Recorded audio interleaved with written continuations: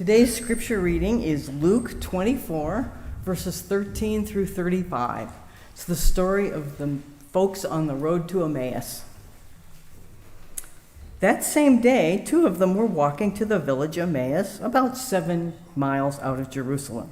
They were deep in conversation, going over all these things that had happened. In the middle of their talk and questions, Jesus came up and walked along with them, but they were not able to recognize who he was.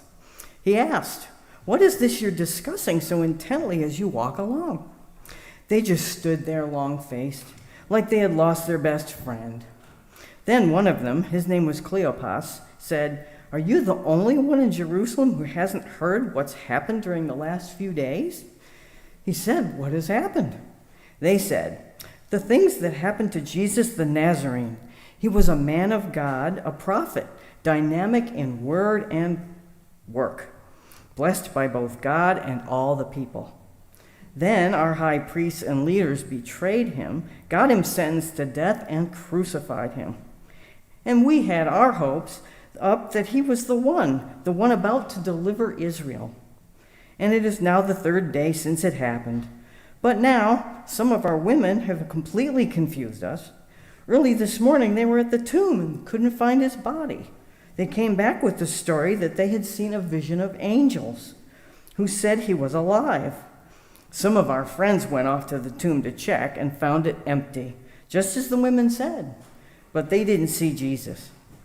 Then he said to them, "So thick-headed, so slow-hearted, why can't you simply believe all that the prophets said? Don't you see that these things had to happen, that the Messiah had to suffer and only then enter into glory?" Then he started at the beginning with the books of Moses and went on through all the prophets, pointing out everything in the scriptures that referred to him. They came to the edge of the village where they were headed. He acted as if he were going on, but they pressed him. "Stay and have supper with us. It's nearly evening. The day is done." So he went in with them. And here is what happened. He sat down at the table with them. Taking the bread, he blessed and broke and gave it to them. At that moment, open-eyed, wide-eyed, they recognized him, and then he disappeared. Back and forth they talked. "Didn't we feel on fire as he conversed with us on the road, as he opened up the scriptures for us?" They didn't waste a minute. They were up and on their way back to Jerusalem. They found the 11 and their friends gathered together, talking away. "It's really happened. The Master has been raised up. Simon saw him."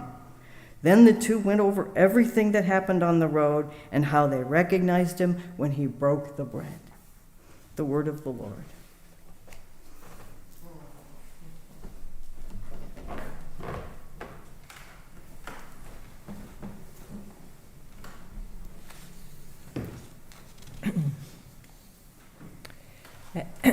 As you go on your way, may Christ go with you.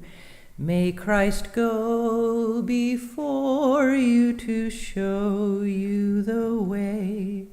May Christ go behind you to encourage you, above you to watch over, beside you to befriend you, within you to give you peace. This is the song that we sang at Jubilee Partners, where I volunteered, a Christian community outside of Atlanta, Georgia, where I volunteered with refugees. And we sang this every time refugees would head off into their new life in Atlanta. And I think it captures the essence of this lesson from Luke, just about more than anything I can think of. This past week, I participated in a boundary training. Someone said to me, "Wait, I thought the boundary issue with our neighbor was settled." Different kind of boundary. Ministers, every 3 years, the Vermont Conference requires ministers to attend a boundary training to be certain that they are acting professionally and serving their congregations well, but not blurring the lines of professionalism. And one of the things we talked about in the boundary training was that we seek to live out something called a ministry of accompaniment. We'll sing one of my favorite hymns after the sermon, "Won't You Let Me Be Your Servant?" And some of the words in that are, we are travelers on a journey, we are pilgrims on the road, we are here to help each other, to carry what each carries and to bear the load. I hope and pray that my ministry is characterized by accompanying you all, accompanying folks that never set foot in the walls of this church. I certainly know that you do and have and will accompany me. This lesson from the Gospel of Luke about the disciples encountering the risen Christ on the road to Emmaus always brings up a very happy family memory for me. My beloved oldest niece, Julia, was confirmed when she was 16.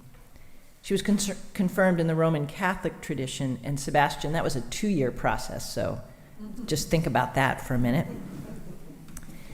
And her confirmation was not on a Sunday morning, as is our practice. It was, I believe, a Saturday, and she was confirmed with 50 other kids, and the bishop came.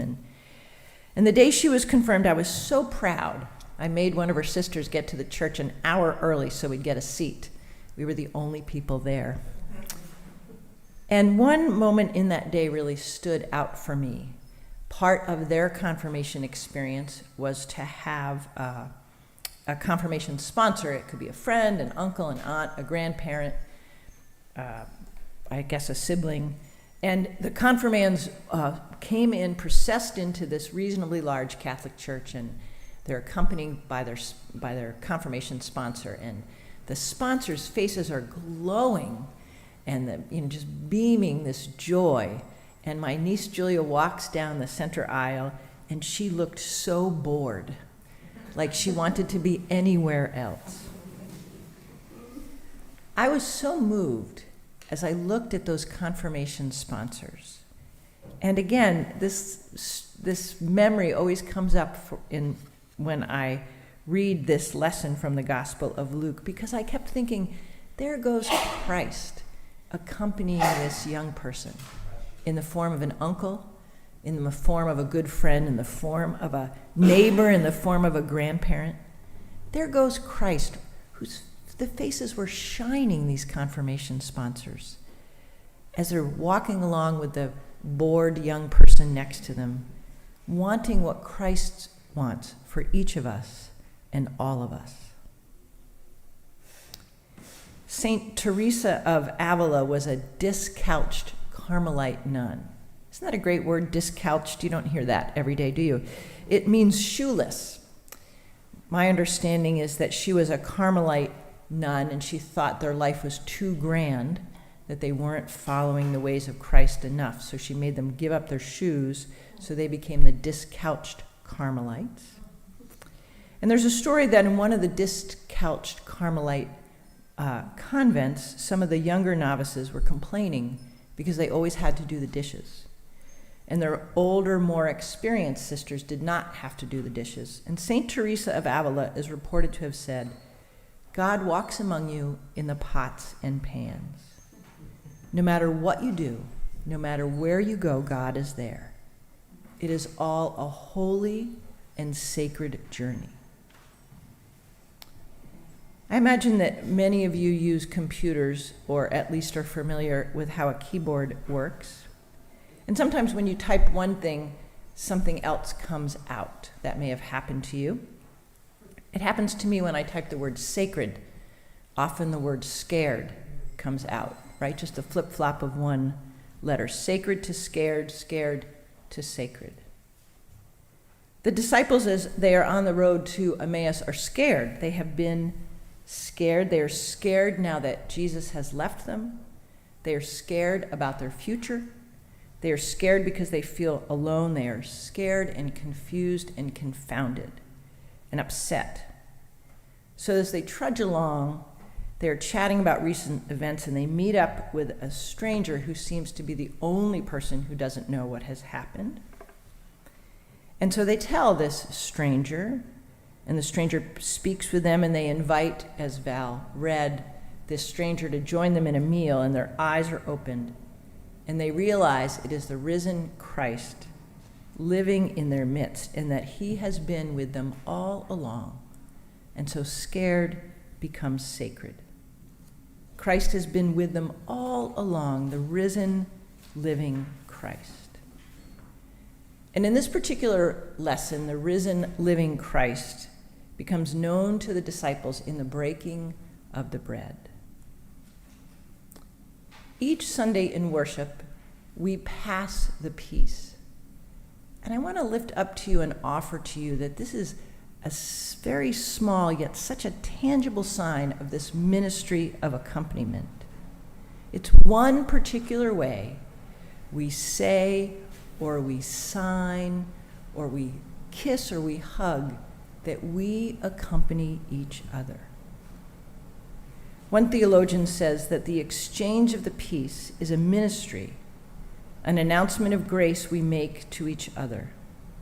And the ministry we do to each other is far greater than a sociable handshake or a ritual of friendship or a moment of informality because of the presence of the risen Christ.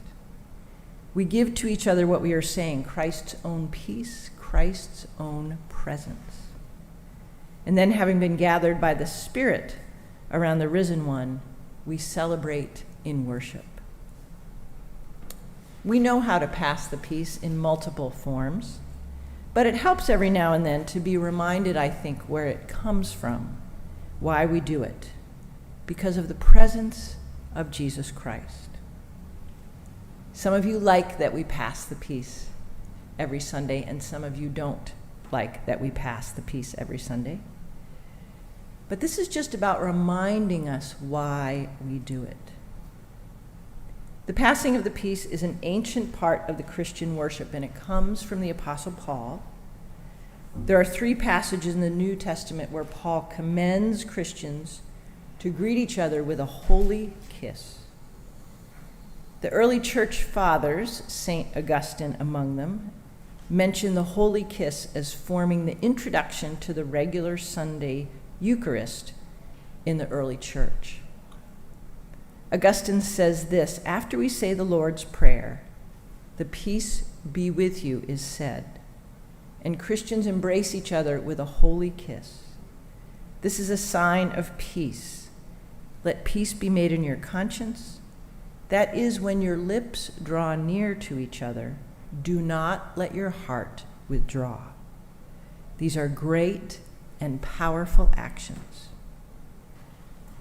I have learned that in the New Testament times, cheek kissing was the normal way men greeted each other.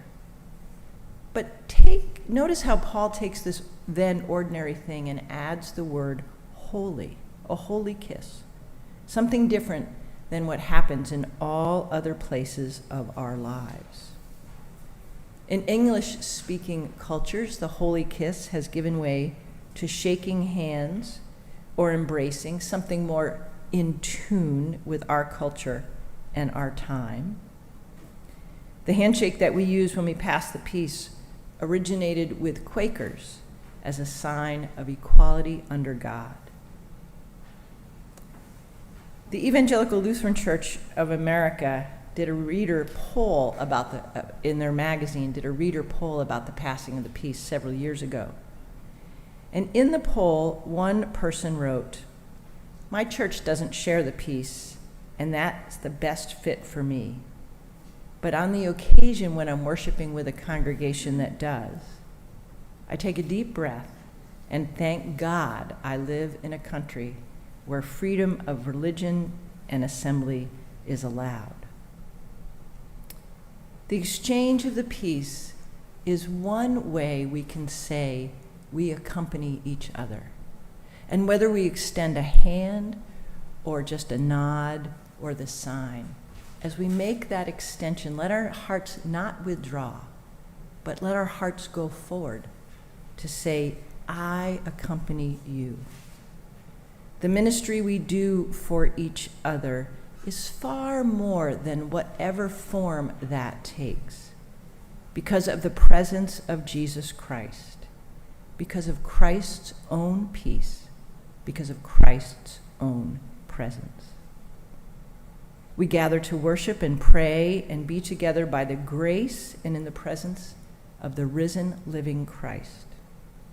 May the passing of the peace be one way in which we are reminded of this and convey this to each other, so that as we go on our way, we can proclaim and we can know that Christ goes with us, around us, beside us, above us, behind us, and within us. May Christ's peace be with you. May Christ's peace be with us all. Amen.